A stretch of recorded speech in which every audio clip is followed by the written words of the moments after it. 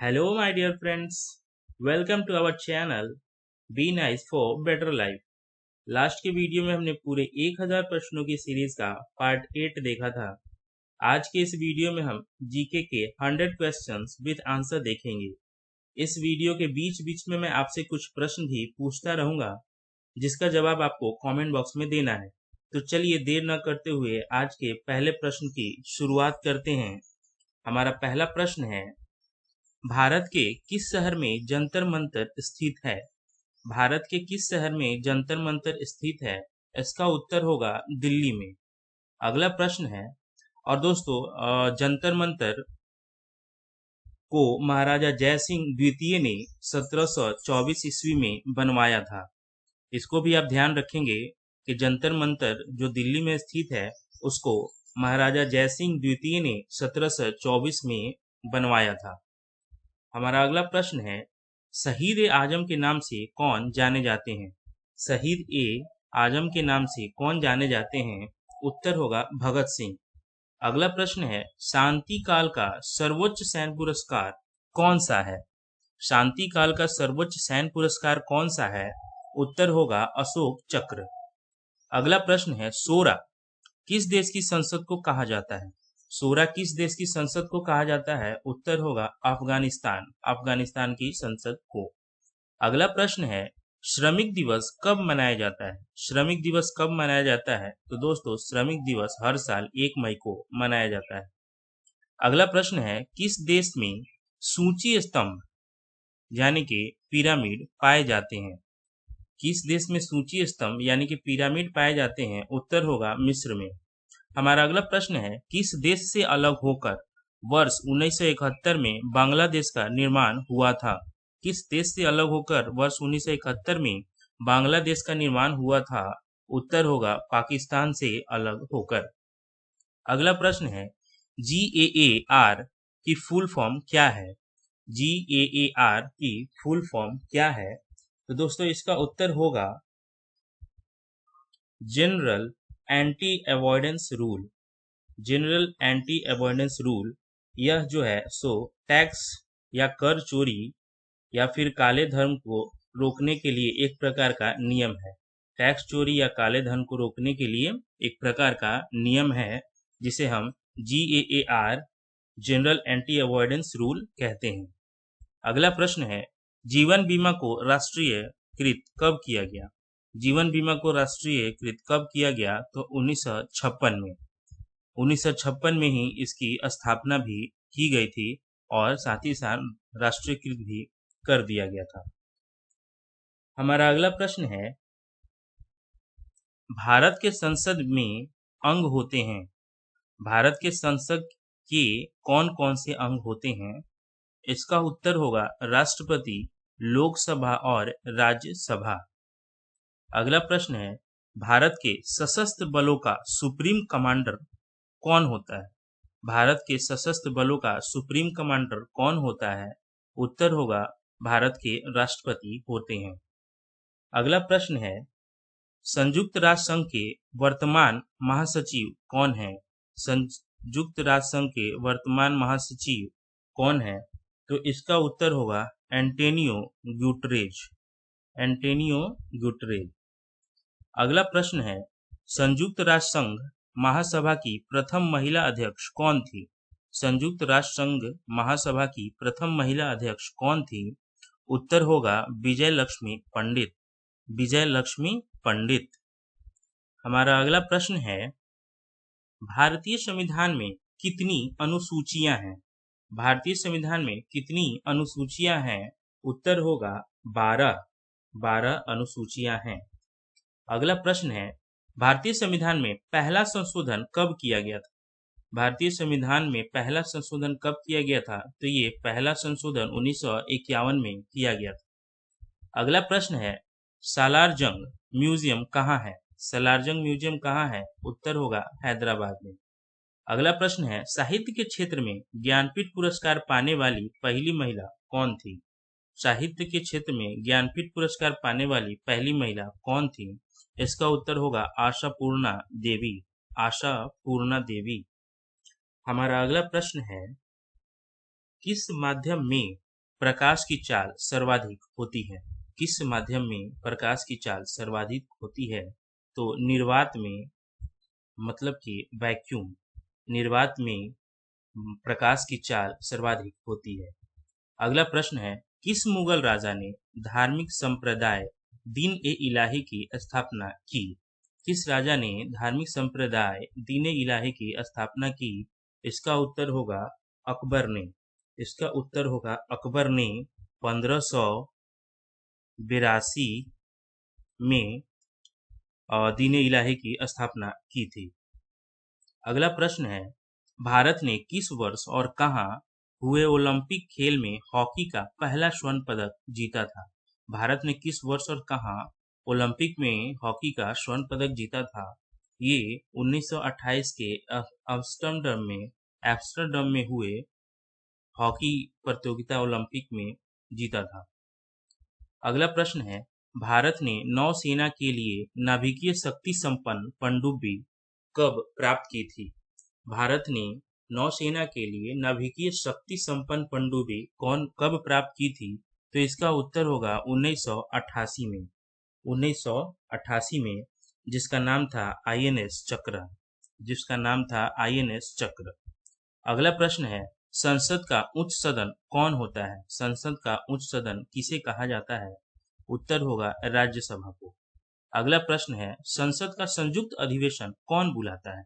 संसद का संयुक्त अधिवेशन कौन बुलाता है? उत्तर होगा राष्ट्रपति। अगला प्रश्न है, किसके जन्म दिवस को खेल दिवस के रूप में मनाया जाता है? किसके जन्म दिवस को खेल दिवस के रूप में मनाया जाता है? उत्तर होगा मेजर ध्यानचंद के जन्म दिवस को। अगला प्रश्न है, किसके जन्मदिन को शिक्षा दिवस के रूप में मनाया जाता है? किसके जन्मदिन को शिक्षा दिवस के रूप में मनाया जाता है? उत्तर होगा मौलाना अबुल कलाम आजाद के जन्मदिन को, जो भारत के पहले शिक्षा मंत्री भी रह चुके। हमारा अगला प्रश्न होगा, किस शासक ने ग्रैंड ट्रंक रोड का निर्माण कराया था? किस शासक ने ग्रैंड ट्रंक रोड माने के जीटी रोड का निर्माण कराया था? उत्तर होगा शेरशाह सूरी। अगला प्रश्न है, किस संविधान संशोधन को मिनी कॉन्स्टिट्यूशन कहते हैं? किस संविधान संशोधन को मिनी कॉन्स्टिट्यूशन कहते हैं? उत्तर होगा 42वें संविधान संशोधन को। दोस्तों, आप बताएंगे 42वां संविधान संशोधन कब हुआ था या किस वर्ष हुआ था? इसका उत्तर आप कमेंट बॉक्स में देंगे। हमारा अगला प्रश्न है, भारत का सबसे पुराना संयुक्त स्टॉक बैंक कौन सा है? भारत का सबसे पुराना संयुक्त स्टॉक बैंक कौन सा है? उत्तर होगा इलाहाबाद बैंक। अगला प्रश्न है, भारत का सबसे बड़ा बांध कौन सा है? भारत का सबसे बड़ा बांध कौन सा है? उत्तर होगा हीराकुंड बांध। उत्तर होगा हीराकुंड बांध। दोस्तों, यहाँ पे मेरा दूसरा प्रश्न होगा आप लोगों से, आप इसका उत्तर कमेंट बॉक्स में देंगे कि हीराकुंड बांध कहाँ है? हीराकुंड बांध कौन से जगह पर स्थित है? अगला प्रश्न है, महात्मा गांधी को सर्वप्रथम राष्ट्रपिता किसने कहा था? महात्मा गांधी को सर्वप्रथम राष्ट्रपिता किसने कहा था? उत्तर होगा सुभाष चंद्र बोस ने। अगला प्रश्न है, महात्मा गांधी जी की पत्नी का नाम क्या था? महात्मा गांधी जी की पत्नी का नाम क्या था? उत्तर होगा कस्तूरबा गांधी। अगला प्रश्न है, विश्व के सर्वोच्च पर्वत शिखर माउंट एवरेस्ट पर पहुंचने वाला प्रथम व्यक्ति कौन था? शिखर माउंट एवरेस्ट पर पहुंचने वाला प्रथम व्यक्ति, उसका नाम है Edmund Hillary. Edmund Hillary.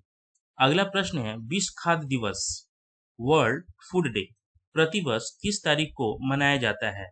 World food day किस तारीख को मनाया जाता है? उत्तर होगा 16 अक्टूबर को। अगला प्रश्न है, central glass and ceramic institute कहाँ पर स्थित है? Central glass and ceramic institute कहाँ पर स्थित है? उत्तर होगा जादवपुर। उत्तर होगा जादवपुर, वेस्ट बंगाल। अगला प्रश्न है, सेल्यूकस का राजदूत जो चंद्रगुप्त मौर्य के दरबार में आया था कौन था?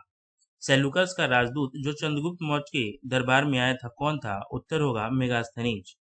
अगला प्रश्न है, विश्व में माउंट एवरेस्ट पर चढ़ने वाली प्रथम महिला कौन थी? विश्व में माउंट एवरेस्ट पर चढ़ने वाली प्रथम महिला कौन थी? उत्तर होगा जापान की जुनको तबाई। जापान की जुनको तबाई। अगला प्रश्न है, विश्व में सबसे अधिक वेतन किस राष्ट्रपति को मिलता है? विश्व में सबसे अधिक वेतन किस राष्ट्रपति को मिलता है? उत्तर होगा अमेरिका के राष्ट्रपति को। अगला प्रश्न है, कारगिल कस्बा किस राज्य में स्थित है? कारगिल कस्बा किस राज्य में स्थित है? उत्तर होगा जम्मू एंड कश्मीर में। अगला प्रश्न है, कॉर्टेस किस देश की संसद को कहते हैं? कॉर्टेस किस देश की संसद को कहते हैं? उत्तर होगा स्पेन की संसद को कहते हैं। हमारा अगला प्रश्न है, थल सेना दिवस कब मनाया जाता है? थल सेना दिवस कब मनाया जाता है? उत्तर होगा 15 जनवरी को। अगला प्रश्न है, थॉमस कप किस खेल से संबंधित है? थॉमस कप किस खेल से संबंधित है? उत्तर होगा बैडमिंटन से। अगला प्रश्न है, ताजमहल कहाँ स्थित है? इसका उत्तर होगा आगरा में। हमारा अगला प्रश्न है, ताजमहल के निर्माण में कितने वर्ष लगे थे? ताजमहल के निर्माण में कितने वर्ष लगे थे? उत्तर होगा 20 वर्ष, 20 साल। अगला प्रश्न है, भारत की पहली मिसाइल विभेदी पनडुब्बी कौन सी है? भारत की पहली मिसाइल विभेदी पनडुब्बी कौन सी है? उत्तर होगा INS सिंधु शस्त्र, INS सिंधु शस्त्र। अगला प्रश्न है, भारत की प्रथम महिला प्रधानमंत्री कौन बनी? भारत की प्रथम महिला प्रधानमंत्री कौन बनी? उत्तर होगा इंदिरा गांधी। मनुष्य के शरीर का सामान्य रक्तदाब कितना होता है? मनुष्य के शरीर का सामान्य रक्तदाब कितना होता है? ब्लड प्रेशर BP पूछ रहा है यहाँ पे कि सामान्य BP कितना होता है? तो 80 से 120 mm, 80 से 120 mm। हमारा अगला प्रश्न है, मनुष्य के शरीर में कितनी हड्डियां होती हैं? मनुष्य के शरीर में कितनी हड्डियां होती हैं? उत्तर होगा 206। अगला प्रश्न है, विश्व व्यापार संगठन का मुख्यालय कहाँ है? विश्व व्यापार संगठन का मुख्यालय कहाँ है? उत्तर होगा जिनेवा, स्विट्जरलैंड में। हमारा अगला प्रश्न है, विश्व व्यापार संगठन की स्थापना कब हुई थी?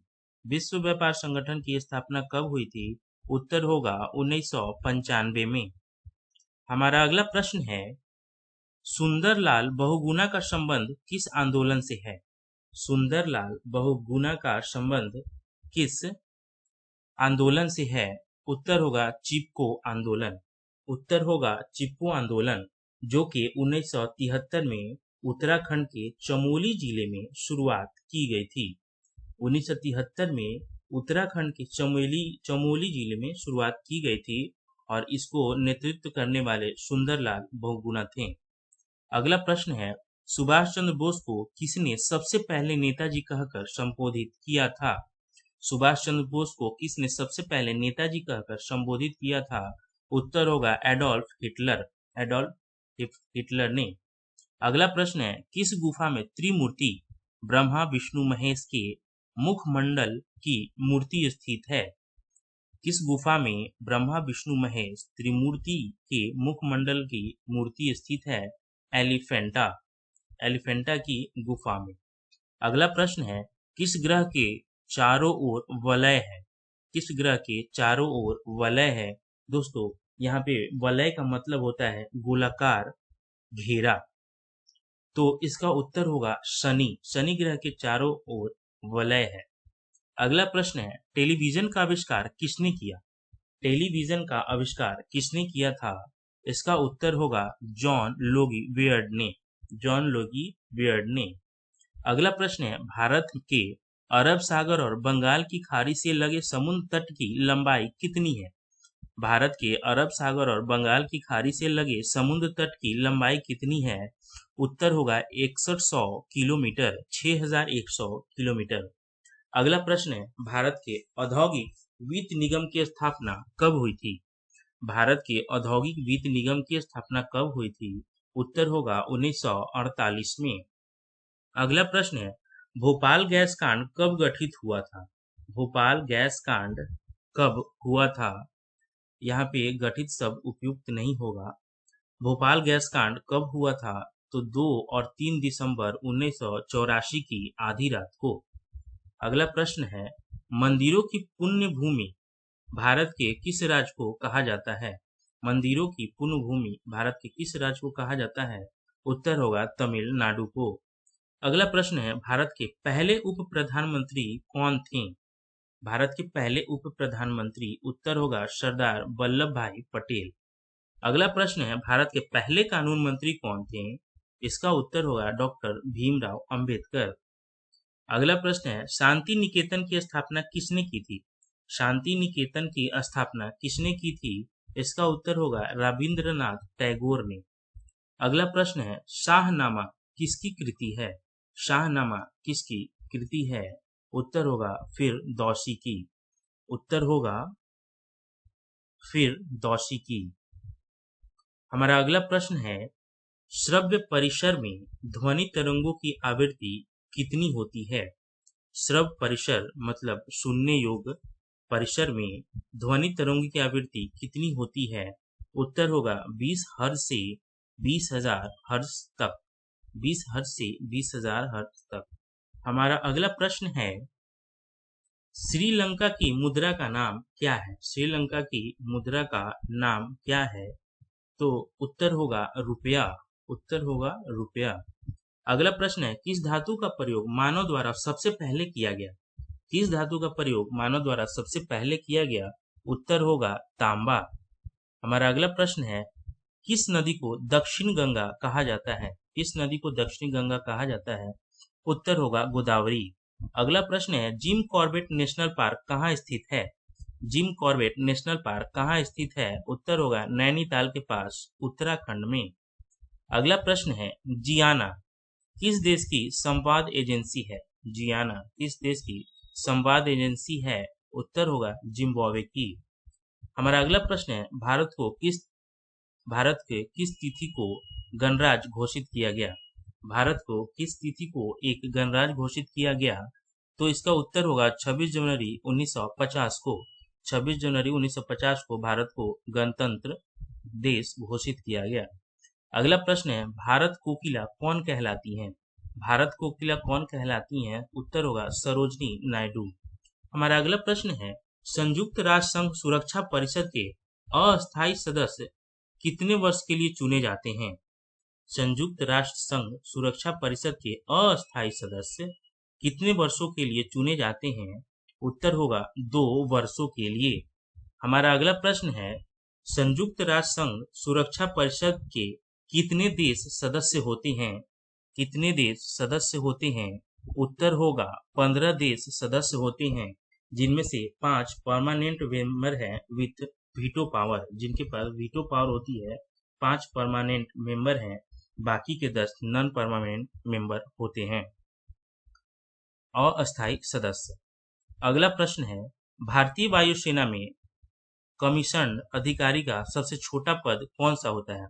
भारतीय वायुसेना में कमीशन अधिकारी का सबसे छोटा पद कौन सा होता है? उत्तर है पायलट ऑफिसर। Pilot officer. अगला प्रश्न है, भारतीय संविधान के किस अनुच्छेद के अंतर्गत जम्मू कश्मीर को विशेष दर्जा प्राप्त था? जम्मू कश्मीर को विशेष दर्जा प्राप्त था। इसका उत्तर होगा अनुच्छेद 370 प्राप्त था भारतीय संविधान के अनुसार जम्मू कश्मीर को, जो कि अब एबोलिश कर दिया गया है, हटा दिया गया है। अगला प्रश्न है, शरीफा की फसल कौन से महीने में काटी जाती है? शरीफा की फसल, शरीफा को हम इंग्लिश में कस्टर्ड एप्पल भी कहते हैं। कस्टर्ड एप्पल कौन से महीने में काटी जाती है? तो नवंबर के प्रारंभ में। अगला प्रश्न है, सार्क देशों के बीच मुक्त व्यापार समझौता कब से लागू है?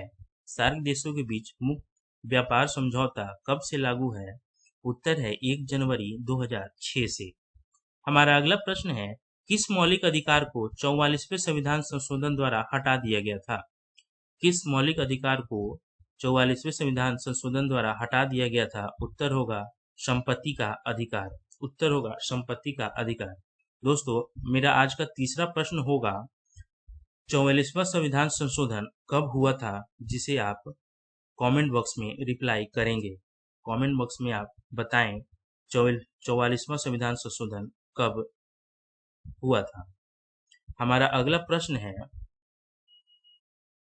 किस योजना के फलस्वरूप भारत का विभाजन हुआ? किस योजना के फलस्वरूप भारत का विभाजन हुआ था? उत्तर होगा माउंटबेटन योजना के फलस्वरूप। माउंटबेटन योजना के फलस्वरूप। हमारा अगला प्रश्न है, भारत ने पहला ओलंपिक हॉकी स्वर्ण पदक कहाँ जीता था? पहला ओलंपिक स्वर्ण पदक कहाँ जीता था? एम्स्टर्डम में। ये मैंने पहले भी बता दिया है। अगला प्रश्न है, भारत ने पहला सफल परमाणु परीक्षण कब किया था? भारत ने पहला सफल परमाणु परीक्षण कब किया था? तो 18 मई 1974 को। हमारा अगला प्रश्न है, संसद के दो सत्रों के बीच अधिकतम अवधि कितनी हो सकती है? संसद के दो सत्रों के बीच अधिकतम अवधि कितनी हो सकती है? इसका उत्तर होगा 6 महीने। उत्तर होगा 6 महीने। अगला प्रश्न है, संसद के दोनों सदनों की संयुक्त बैठक की अध्यक्षता कौन करता है? संसद के दोनों सदनों की संयुक्त बैठक की अध्यक्षता कौन करता है? तो हमारा दोनों सदनों की संसद की अध्यक्षता कौन करता है? उत्तर होगा लोकसभा अध्यक्ष। उत्तर होगा लोकसभा अध्यक्ष। हमारा अगला प्रश्न है, किसके नेतृत्व में 1776 में अमेरिका को स्वतंत्रता प्राप्त हुई? किसके नेतृत्व में 1976 में अमेरिका को स्वतंत्रता प्राप्त हुई? तो जॉर्ज वाशिंगटन के नेतृत्व में। उत्तर होगा जॉर्ज वाशिंगटन। हमारा अगला प्रश्न है, विश्व जनसंख्या दिवस किस तिथि को मनाई जाती है? विश्व जनसंख्या दिवस किस तिथि को मनाई जाती है? उत्तर होगा 11 जुलाई को। अगला प्रश्न है, विश्व परिवेश दिवस कब मनाया जाता है? विश्व परिवेश दिवस कब मनाया जाता है? इसका उत्तर होगा 5 अक्टूबर को। अगला प्रश्न है, सूर्य से सबसे नजदीक ग्रह कौन सा है? सूर्य से सबसे नजदीक ग्रह कौन सा है? उत्तर होगा बुध ग्रह। अगला प्रश्न है, सूर्योदय का देश के नाम से कौन सा देश प्रसिद्ध है? सूर्योदय का देश के नाम से कौन सा देश प्रसिद्ध है? उत्तर होगा जापान। जापान सूर्योदय का देश या उगते सूरज का देश के नाम से प्रसिद्ध है। हमारा अगला प्रश्न है, विश्व में सबसे कठोर कानून वाला देश कौन सा है? सबसे कठोर कानून वाला देश कौन सा है? इसका उत्तर होगा सऊदी अरब। अगला प्रश्न है, विश्व में सबसे बड़ा रेगिस्तान कौन सा है और कहाँ है? विश्व में सबसे बड़ा रेगिस्तान कौन सा है और कहाँ है? उत्तर होगा सहारा रेगिस्तान, जो कि अफ्रीका में है। हमारा अगला प्रश्न है, कार्बन का सर्वाधिक शुद्ध रूप कौन सा है? कार्बन का सर्वाधिक शुद्ध रूप कौन सा है? उत्तर होगा हीरा। अगला प्रश्न है, काली मिट्टी किस फसल के लिए सर्वाधिक उपयुक्त है? काली मिट्टी किस फसल के लिए सर्वाधिक उपयुक्त है? इसका उत्तर होगा कपास के लिए उपयुक्त है। हमारा अगला आखिरी प्रश्न है आज का, त्रिपुरा में कौन सी भाषा बोली जाती है? त्रिपुरा में, जो कि भारत का एक राज्य है, कौन सी भाषा बोली जाती है? इसका उत्तर होगा बांग्ला भाषा। दोस्तों, आपका आज का 5वां प्रश्न है कि त्रिपुरा की राजधानी कौन है? त्रिपुरा की राजधानी कौन है? इसका आपको जवाब देना है कमेंट बॉक्स में। दोस्तों, ये सेशन आपको कैसा लगा, इसका जवाब आप हमें कमेंट बॉक्स में दीजिएगा। वीडियो को देखने के लिए बहुत बहुत धन्यवाद। दोस्तों, लाइक शेयर एंड सब्सक्राइब जरूर करें, इससे हमें मोटिवेशन मिलता है। वीडियो को देखने के लिए बहुत बहुत धन्यवाद। Thank you so much.